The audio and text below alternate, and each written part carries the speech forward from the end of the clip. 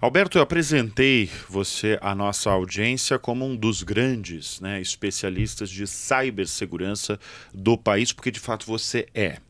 E você é presidente da FS.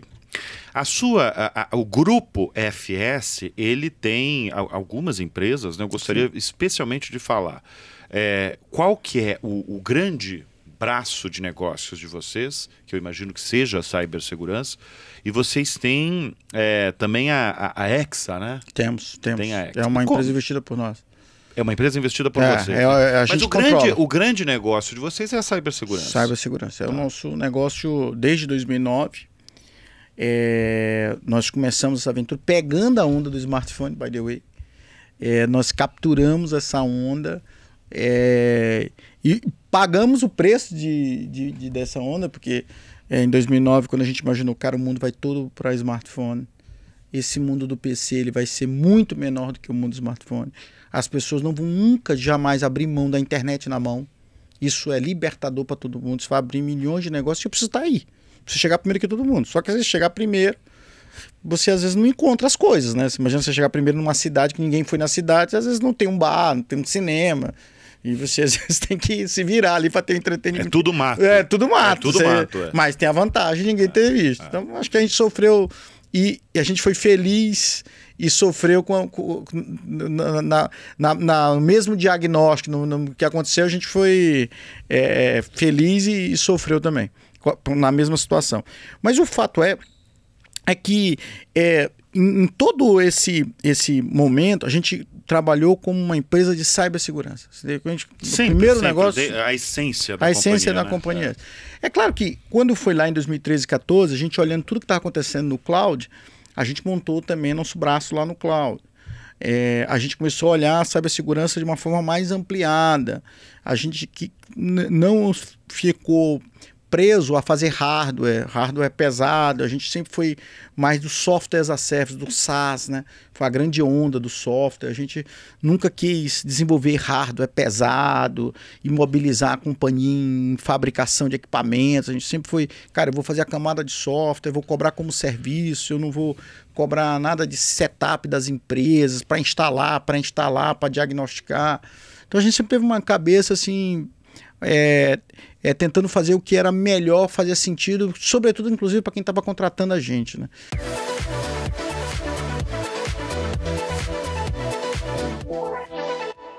Olá, seja muito bem-vindo ao Fala Aí, o podcast número 1 de inteligência artificial do Brasil. O tema de hoje é um tema mais quente de tecnologia. A gente vai falar de cibersegurança com um dos maiores especialistas do tema no país.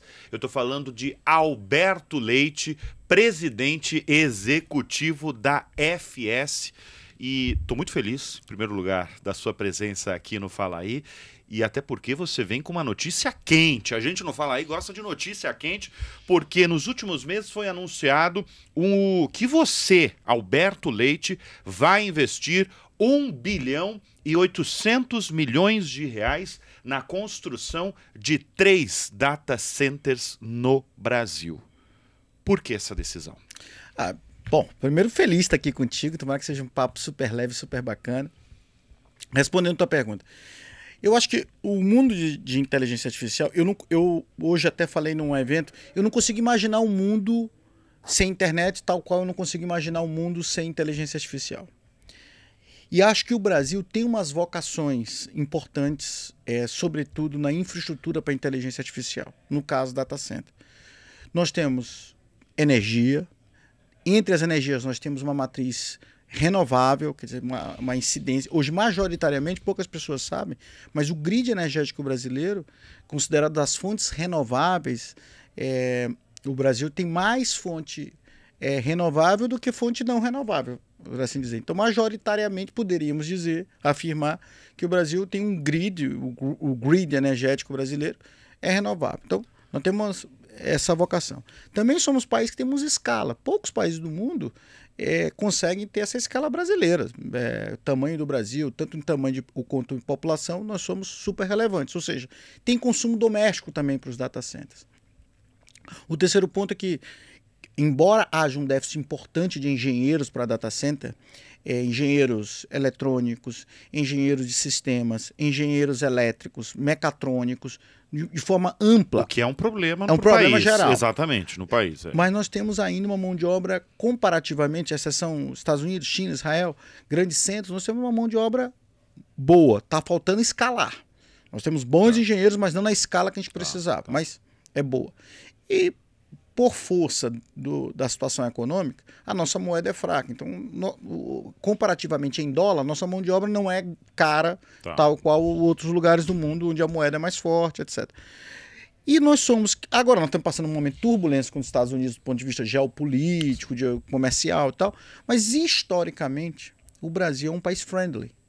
Então, nós somos amigos, em outras palavras, dos nossos colegas aqui argentinos, uruguaios, paraguaios, nós somos argentinos amigos da América Central, nós somos amigos africanos, nós somos amigos dos europeus, nós somos amigos dos asiáticos e portanto, dos chineses.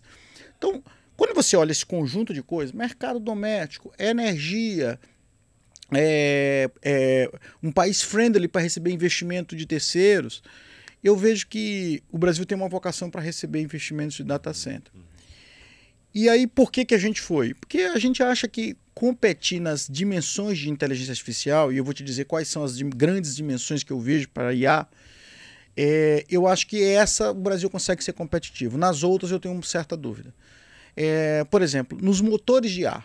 Por exemplo, o Brasil lançar um concorrente ao ChatGPT, ao Gemini, aos chineses DeepSeek, o Manus, o Copilot da Microsoft, enfim. Eu acho que é difícil a competição. Esquece isso. Eu acho que é pouco provável, porque a falta de mão de obra e de investimento também, né? E de porque investimento a gente tá nessa falando, exatamente, é uma montanha e não para.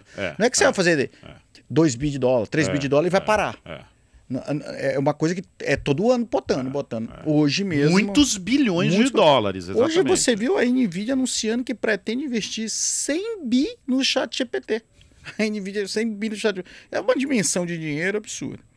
A segunda é o negócio da NVIDIA, dos semicondutores, das placas. Eu acho que esse é um mundo também que não dá para competir, porque isso requer ciclos de investimento muito intensos e talvez o Brasil não está maduro para receber ciclos de investimento tão intensos em tecnologia em detrimento de outros países, sobretudo os Estados Unidos e a China com a China e os Estados Unidos com os Estados Unidos.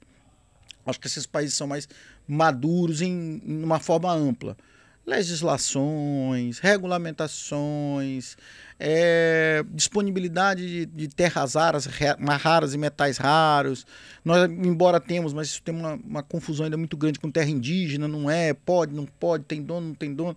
Acho que tem algo ainda para fazer. Então, semicondutor também acho que não competimos. Onde eu acho que dá para competir? Em data center, pelas vocações que te disse, e em aplicação.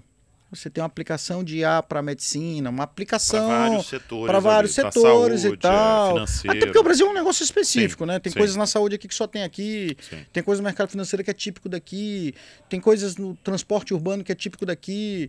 Então eu acho que na aplicação em data center, eu acho que aí o Brasil pode, deve, ou deveria ser competitivo. Mas ainda falando desse investimento bilionário seu em data center no Brasil, onde eles vão ser construídos? Nós temos uma planta programada para o Piauí. Piauí. Nós temos uma planta no Ceará. E nós temos uma terceira planta no Paraná. A gente tinha uma ideia de construir em São Paulo. Mas porque a maioria está entre Rio e São Paulo, né? São Paulo e grande Rio de parte, Janeiro. Grande parte. No interior de São Paulo tem bastante. Colocar data center perto de centro de negócio é uma boa ideia, não é uma má ideia. Você está perto de um centro como São Paulo ou como Rio, por N fatores. O business em si e às vezes a conectividade nessas cidades são melhores. Conectividade telecom pura, fibra ótica, cabo submarino. A oferta que tem no Rio, a oferta que tem em São Paulo é maior do que em outros lugares. Portanto, quando alguém pensa, eu vou ficar perto do centro financeiro, centro de negócio e ainda com muita conectividade. E normalmente, quando tem muitas empresas, a rede elétrica é mais fortalecida. Ela já foi pensada para ter uma indústria de mineração, já foi pensada para ter uma indústria de processamento, um automotivo. Ela já foi, a rede elétrica já foi pensada para grandes investimentos. Sim. Portanto, você é mais um. Só que nem sempre essas coisas são tão óbvias, né? você colocar naquela região ali do Nordeste, Ceará, Piauí, você, do ponto de vista de cabo submarino, é muito mais perto dos europeus, dos americanos estar lá do que estar aqui. Então, um cabo submarino, por exemplo, Fortaleza, Praia do Futuro, para Miami, às vezes, em muitos casos, é mais perto que a distância do que ter um data center em Miami e o outro no Texas, interno dos Estados Unidos. É melhor construir para cá do que, às vezes, no próprio interno para lá. Segundo que isso vale também para os europeus, isso vale para os africanos, então é uma certa quina do mundo ali, né? Ceará, Piauí, aquele pedacinho do Piauí que tem litoral, que é Parnaíba, e o Ceará e aquela é uma esquina do mundo. Terceiro, tem uma questão que agora a regulamentação veio tratar desse assunto, via medida provisória, não é lei ainda, mas é o início da regulamentação via lei, é que nesses lugares tem uma coisa chamada ZPE, que é uma zona de processamento para exportação, que basicamente ela diz o seguinte, olha, nas ZPEs você consegue importar os equipamentos que serão usados, seja para data center, seja para qualquer coisa. Pode ser uma fábrica de boné, uma fábrica de microfone. Se você importar e fizer uso dentro da própria zona, na ZPE, você não paga os impostos de importação. E nesse negócio de data center, quando você vai construir, os equipamentos são muito caros e estão ficando cada vez mais caros à medida que a tecnologia avança, a disputa fica acirrada, a busca por placas, por equipamentos, por hacks computacionais fica muito grande e esses equipamentos vão ficando muito caros. Quando é muito caro, você custa muito o imposto de importação, que não faz o menor sentido, né? Você vai comprar um negócio que não tem similar nacional, não tem nenhum similar nacional, e que você vai fazer uso para um serviço que você vai prestar, aí sim que você vai ser cobrado imposto, né? Sim. Eu vou emitir uma nota fiscal contra fulano e aí vou ter que cobrar imposto. Então não faz sentido tarifar o investimento, né? Pô, deixa o investimento chegar, deixa ele produzir, deixa ele contratar gente, depois quando ele vender os seus produtos, aí ele é tarifado. Então nessas ZPS não tem, por lei, e não foi feito para data center, é uma lei que está aí há muitos anos, há mais de 20 anos, você é isento desse imposto de importação. E existem duas EPS que eu conheço, que a gente chama tecnicamente de alfandegadas, ou seja, que você pode se instalar nela e emitir nota, etc. É a de Pecém, no Ceará, e a de Parnaíba, no Piauí. Então, a gente passou muito a nossa decisão, que imposto no Brasil, como qualquer um dos nossos espectadores sabe, é caro. Imposto no Brasil não é um negócio que motiva o investimento, é uma coisa que faz diferença. Para empreender, faz diferença para qualquer um. Então passou também por estar alocado em ZPS. Tá. Então o Nordeste tem a questão da conectividade dos cabos submarinos, tem uma questão de ZPE, muito importante para nós. Eu escutei muito também sobre o Ceará, que o Ceará, talvez pelo cabo submarino, tem um interesse de algumas pessoas, não sei se estão fechando, mas tem o interesse de olhar para o Ceará, além de São Paulo e Rio de Janeiro. Né? O Ceará acabou tornando-se ali, por ser essa questão de distância, um ponto de conexão de cabos submarinos do mundo inteiro lá. Tá. Então você tem uma oferta de cabo submarino. Cabo submarino é a forma mais barata de você conectar um data center na Tanzânia do Brasil. Porque de outra forma ele teria que ir por satélite, por rede de telecom móvel, né? Por rede móvel. Então o jeito mais barato é você fazer uma vez só um cabo, conecta um data center aqui, conecta no cabo submarino e ele vai chegar o dado lá na China. É o jeito mais barato de fazer. Então esse é um tema muito caro na indústria de data center, como você se conecta com o resto do planeta. Uhum. É importantíssimo quando você vai construir alguma de data center, você olhar para esse lado. Deixa eu sair um pouco do investimento bilionário que você fez em data centers. A gente teve uma conversa recente, Alberto, e eu não esqueço do que você me falou, de como você definiu as 3 grandes transformações nas últimas décadas no mundo da tecnologia, porque você escolheu, nomeou 3 grandes momentos. Sim. Né? E definiu muito bem qual é o momento que nós estamos vivendo hoje. Eu gostaria que você falasse para a nossa audiência, afinal, quais são esses 3 grandes momentos da tecnologia no mundo nos últimos tempos? Eu acho, eu te falei isso e vou dividir com todo mundo, que é dividir o mundo em 3 grandes partes, né, da história de 1990 para cá, que é uma história, vamos dizer, moderna da tecnologia. Você tem o primeiro momento, que ali é o advento da internet, como a gente conhece hoje, o www. É a primeira onda. que gerou grandes campeões mundiais, entre eles a Microsoft, entre eles o Google, que foram caras que pegaram a internet, essa estrutura de internet como a gente conhece, e alavancaram os seus produtos, fizeram novos produtos. Criaram gigantes de tecnologia, exatamente. Gigantes, sim. Que hoje são as empresas mais valiosas do planeta. Do planeta, e assim, coisas assim impensáveis, né? Imagina lá, Microsoft no ano 2000, olhar para 2025, 25 anos depois, dizer que a empresa vale 3 trilhões de dólares. Mais do que o PIB do Brasil. O PIB brasileiro é 11 trilhões de reais, dá uns 2 trilhões de dólares o PIB brasileiro. Imaginar que uma empresa valesse isso, ninguém imaginaria. Então, houveram grandes empresas que capturaram isso. E, em uma segunda medida, as empresas de telecom, que foram as que proviam aquela internet, né? Que foram as primeiras que pegaram e levaram para a residência, levaram para as pessoas a internet, né? Permitiram que se acessasse. A segunda grande onda já foi uma onda ali do anos 2000. Mais para o final do ano 2000, ali, na década de 2000, mais para o final de 2010 do que para o início dela, que foi o celular. Foi o smartphone. Exatamente. O smartphone. Essa ideia de celular como a gente conhece hoje, né? Na época a ideia de celular era outra. Isso foi determinante uma empresa específica, né? A Apple, né? A Apple foi o grande vencedor. Foi o grande vencedor dessa onda, sem dúvida nenhuma. E ali foi mais ou menos 2007, 2008. Isso. Em que ela fez um ponto de inflexão. Né? Pegou o aplicativo, clicou. Os aplicativos. Né? Imagina, a internet antes da Apple, quem aqui tem mais de 40 anos vai saber, você ia abrir um browser, você botava, apertava no menu, aí ia lá em arquivo, ia lá em abrir e digitava, né? Olha quantos segundos já passaram. Menu, arquivo, abrir, enter, né? Já é muito falou tempo. assim, olha, aperta nesse negócio aqui, ó, que já cai lá, ó. E aí também é o seguinte, quer fazer parte da festa? Quero só você fazer uma coisa chamada aplicativo e colocar na minha loja, para os meus clientes. Os negócios foram criados feitos, e que revolucionário, né? Que no nosso dia a dia, Airbnb, Uber, iFood, negócio que estão no nosso dia a dia, que a gente nem se percebe, né? Spotify. Então, foram negócios que foram criados ali. E depois você tem uma grande revolução. Que é o terceiro movimento. O terceiro grande movimento, que é 2015, mais ou menos, que foi o que as empresas conceberam com a sua mega digitalização, que na verdade era transformar tudo em cloud. Foi a chegada do cloud nas empresas, nas pessoas. Né? Imagina nós sem o mundo do cloud hoje. É muito mais difícil de você compartilhar ideias, compartilhar comunicação.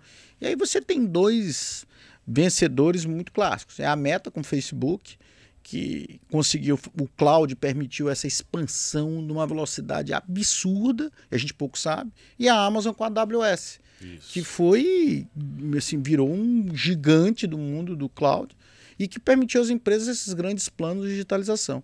Mas tem a Microsoft também, né? Continuou, né? Continuou, né? Ela já vinha na primeira onda, a Apple também na segunda onda, pegaram, mas quem assim, a AWS, quem era a AWS em 2009? A Amazon Web Services. Era uma coisa que você não sabia nem o que existia, né? O próprio Facebook em 2009 era algo, assim, uma coisa lá que um garotinho tá usando, uma garotinha tá usando, não era absolutamente nada, né? Então, e como é que esses produtos basicamente se popularizaram, capitalizaram? Sem estrutura de cloud seria impossível para essas empresas. E esses grandes foram grandes. E aí, claro, você tem outros, né? Pode citar a Oracle, os sistemas. A Oracle já era gigante, mas com o cloud permitiu uma expansão de uma velocidade absurda desse negócio. E claramente agora nós estamos com presenciando a quarta grande onda, que talvez é a maior de todas. Eu diria que a inteligência artificial é algo comparado na história humana, e eu não quero parecer super entusiasta e botar mais peso do que eu deveria. Mas eu acho que tem um átomo para comparar o que é IA para ser a humanidade. Eu não consigo imaginar nenhuma empresa com alta aplicação de agentes de IA, que vão estar vivas. Eu não consigo nem me imaginar. Eu, pelo contrário, eu consigo imaginar a empresa de 5 pessoas valer bilhão, que seria impossível antes da IA. Podia valer 10 milhões, 20 milhões. Vai acontecer logo? Eu acho que o nível de escala é muito grande. Bilionária com uma pessoa? 1, 2, 3. Eu acho que é questão de tempo. Porque pouca gente se dá conta de como é que a IA funciona. Um dos motores da IA é machine learning. Ele vai aprendendo quanto maior a curicidade dos dados, mais repetido o dado, ele vai melhorando, vai melhorando. E esse ganho é exponencial. Então, toda vez que tem um monte de gente falando, sei lá, uma coisa que é muito usada no Brasil, nos Estados Unidos e em todo mundo, a inteligência artificial como um psicólogo de plantão. Toda vez que você vai colocando seus problemas pessoais para conversar com o chat GPT, com sei lá isso é um problema também, né? De privacidade absurdo, ninguém se dá conta. Nem só isso, porque daí eu vou entrar em outra questão aí, que eu não sei qual que é a sua avaliação, em relação ao aumento de gente querendo fazer terapia com IA. É o maior consultor psiquiátrico do planeta. É impressionante. É impressionante. E aí tem muita gente que tenta explicar esse fenômeno, né? Porque primeiro que, supostamente, as pessoas conseguem falar tudo para elas sem medo. Às vezes vai no psicólogo, psiquiatra, terapeuta, o cara fala meia verdade, conta, mas não conta e tal. Segundo, 24%. As pessoas acham que é muito caro o terapeuta. E demora para ir, porque você consegue fazer uma vez por mês ou duas vezes por mês. E tem aquelas que acham mais eficiente o chat GPT, muito o AI, mais, do que a terapia. Para além do valor. Para além do valor. E aí as pessoas acham que a disponibilidade... Porque a AI também não entrega aquilo que você quer ouvir? Ela é simpática sempre, né? Ela foi treinada para ser simpática. Para ser simpática, ela não tem muito mau humor. E dificilmente ela vai te contrariar abertamente. Você não vai pegar uma IA hoje e falar qualquer coisa para ela. Um dos princípios dela é tentar ser simpática com você. Que é princípio de psicologia, no estudo dos vieses, né?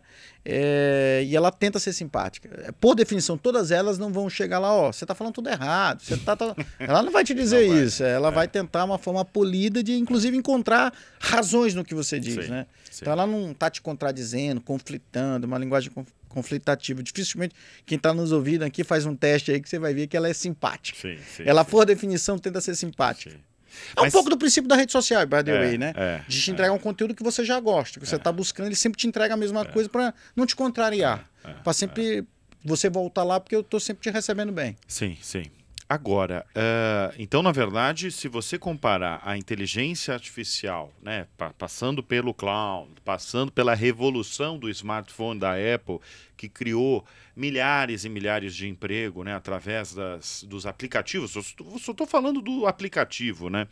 E também do www, a AI está muito avançada em termos de revolução mesmo. Revolução. Eu acho que a IA, nós estamos diante de um negócio muito diferente.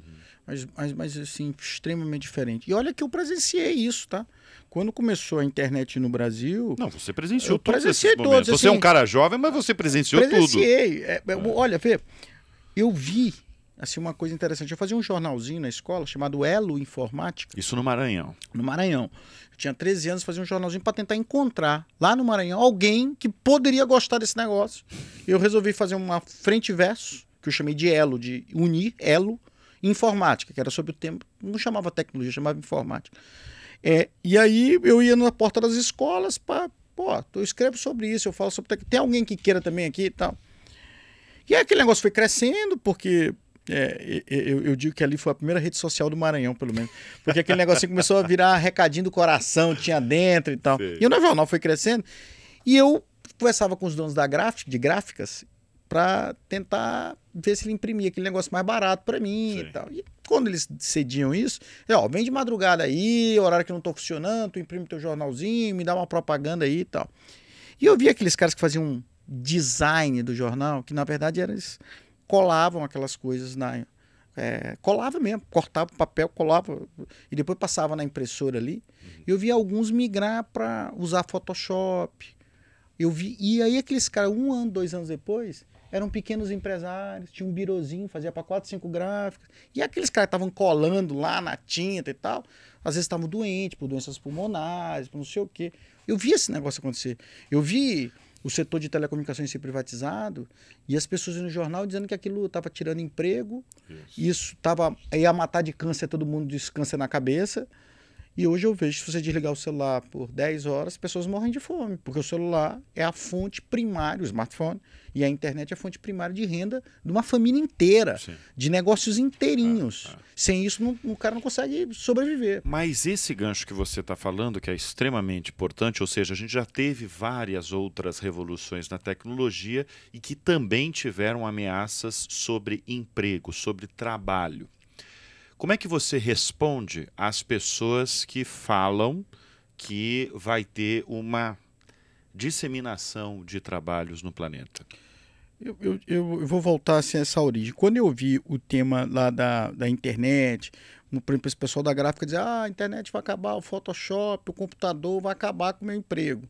Abriu milhares de outros empregos.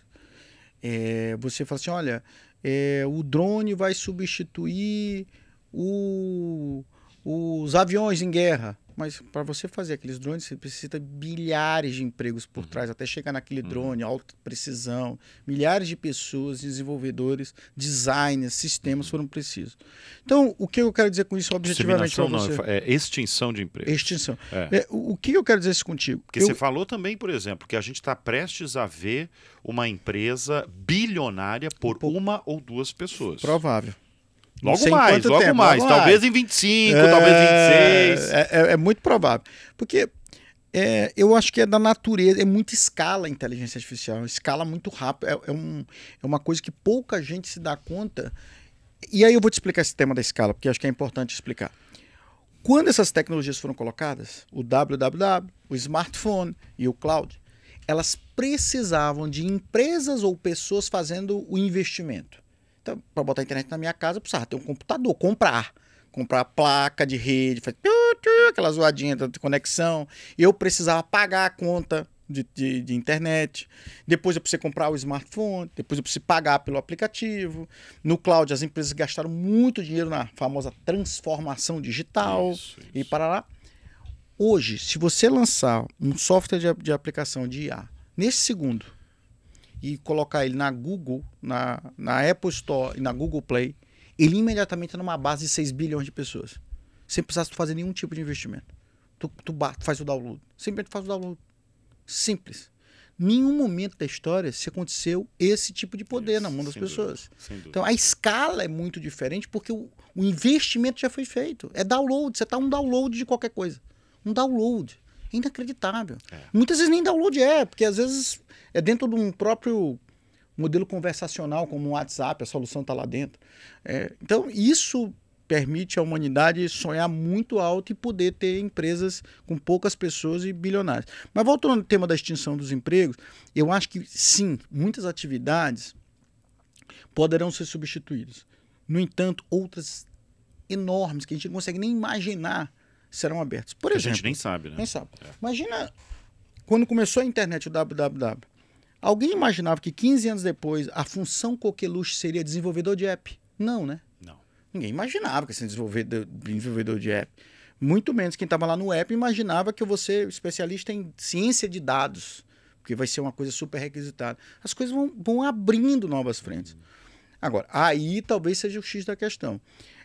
Ao invés de você ficar esperando a onda te levar e tal, estudar, se aprofundar, permitir formações, pesquisa, porque diferente de qualquer momento da história, qualquer informação está disponível. Você precisa saber como pegar, como cruzar, como analisar, como comparar, como efetivamente fazer tecnicamente falando, um deploy daquela informação. Então, essa é a grande diferença. Por exemplo, você imagina o jornalista do papel, falando um pouco da tua profissão, mas um jornalista do papel na década de 90. Vamos supor, Gazeta Mercantil. Vou ressuscitar aqui a Gazeta Mercantil. Que, para quem não sabe, era um jornal aí, no final da década de 90, que competia aí, era o valor econômico de hoje. Focado em economia. Focado em economia, tal. Você imagina dizer para o cara que ele vai ter que fazer a seguinte coisa.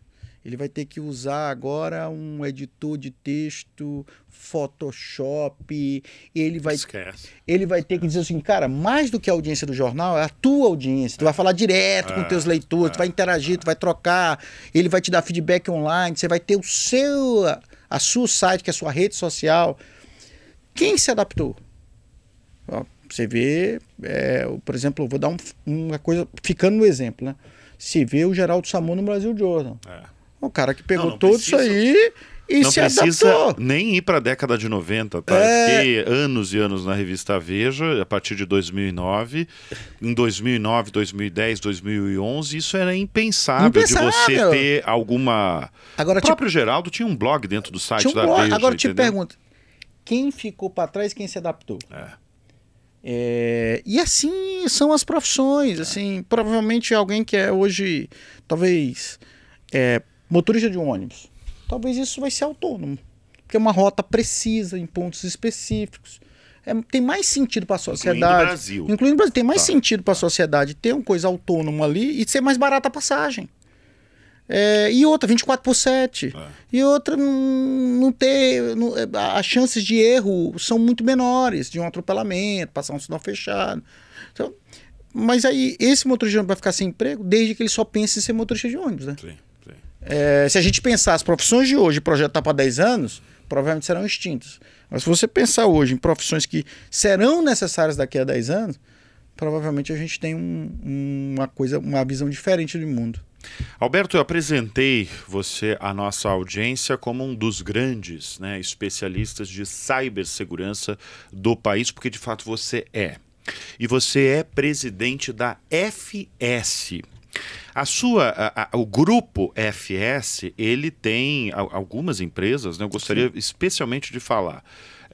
Qual que é o grande braço de negócios de vocês, que eu imagino que seja a cibersegurança, e vocês têm também a Hexa, né? Temos. Tem a Hexa. É uma empresa investida por nós. É uma empresa investida por vocês. Mas o grande negócio de vocês é a cibersegurança. Cibersegurança. É o nosso negócio desde 2009. Nós começamos essa aventura pegando a onda do smartphone, by the way.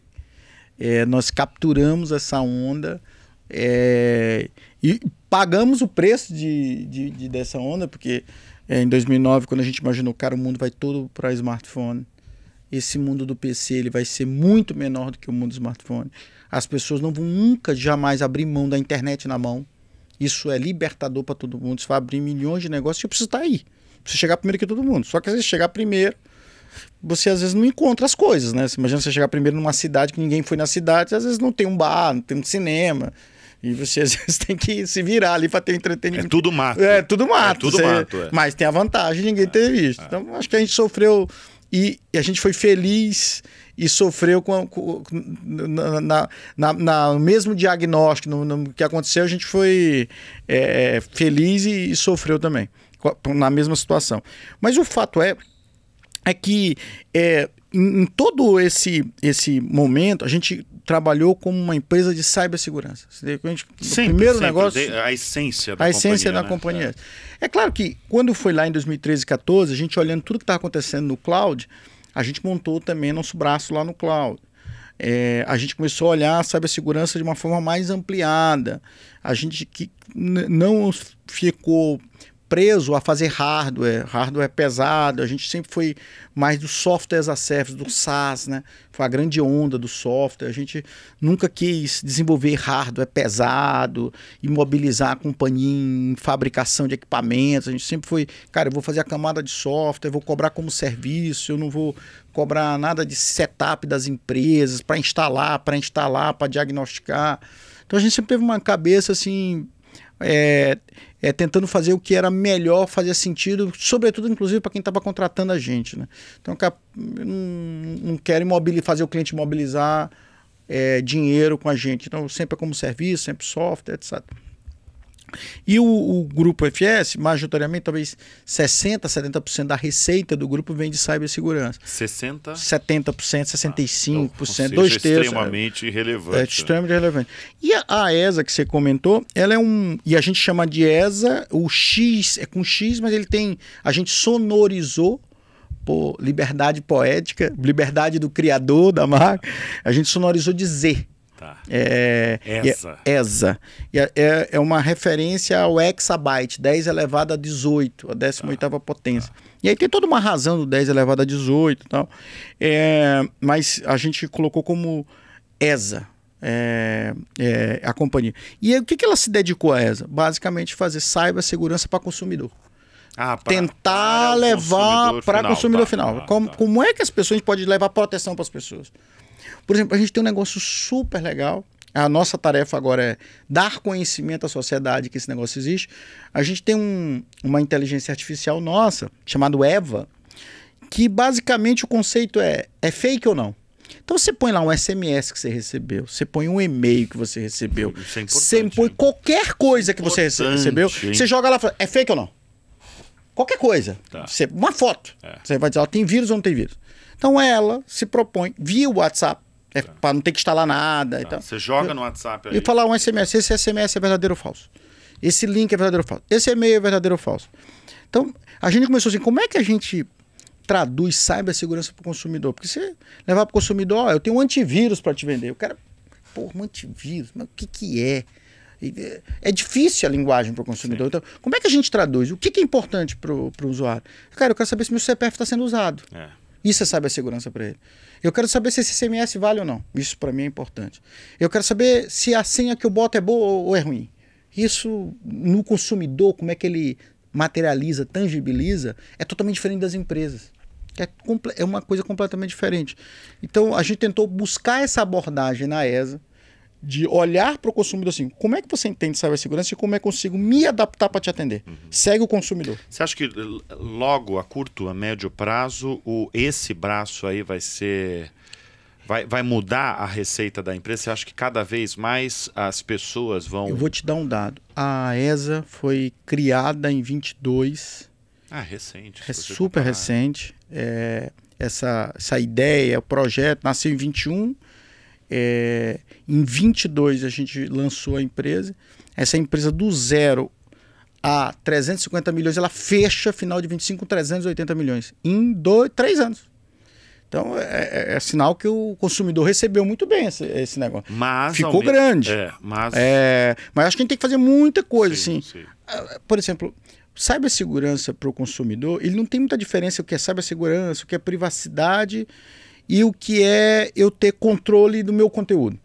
Tudo é confundido na cabeça do cliente. Por exemplo, para ele, cibersegurança, se eu for roubado o celular, como é que o cara não mexe nas minhas coisas? Isso é importante para mim em cibersegurança.